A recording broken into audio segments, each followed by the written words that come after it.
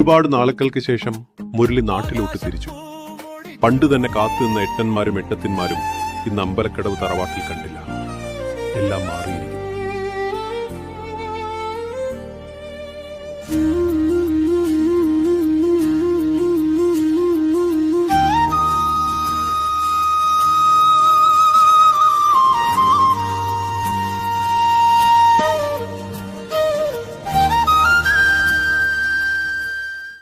പഴയ ചങ്ങാതിയായ ഹംസയെ മുരളി പോയി കണ്ടു. തന്റെ ബസ്സിനെക്കുറിച്ചും അതെവിടെയാണെന്നും വീണ്ടും പഴയ പോലെ ഒരു വട്ടം ഇറക്കണമെന്നായിരുന്നു മുരളിയുടെ ആഗ്രഹം. ഹംസയുടെ നിർദ്ദേശം പ്രകാരം പഴയ ഗോവിന്ദൻ നായരെ കാണാൻ മുരളി എത്തി. ആ ബസ് അന്ന് ഫിനാൻസുകാരുടെ കൈകളിൽ നിന്നും അയാൾ കൈവശപ്പെടുത്തിയിരുന്നു.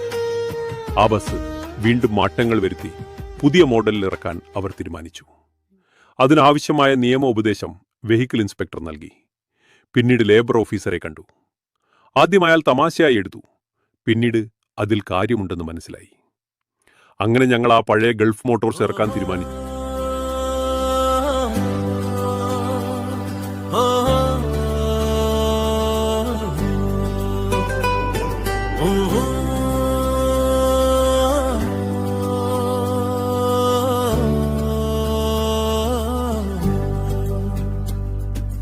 വെള്ളാരപ്പൂ മലമേലെ പൊൻകിണ്ണം നീട്ടി നീട്ടി, വെള്ളാരപ്പൂ മലമേലെ പൊൻകിണ്ണം നീട്ടി നീട്ടി,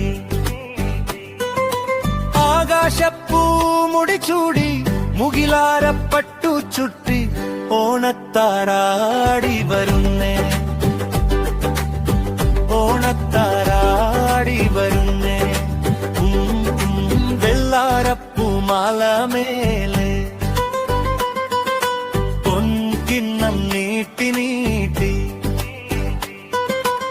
ആകാശപ്പൂ മുടിച്ചൂടി മുകിലാരപ്പട്ടു ചുട്ടി ഓണത്താരാടി വരുന്നേ, ഓണത്താരാടി വരുന്നേ.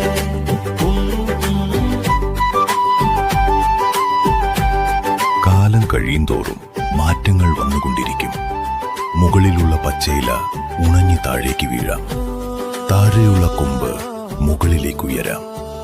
ഇവിടെ മുരളിയുടെ വല്ലേട്ടന്റെ ഹോട്ടൽ കച്ചവടമില്ലാതെ കട അടച്ചിടുന്ന ഒരവസ്ഥയിലേക്ക് നീങ്ങി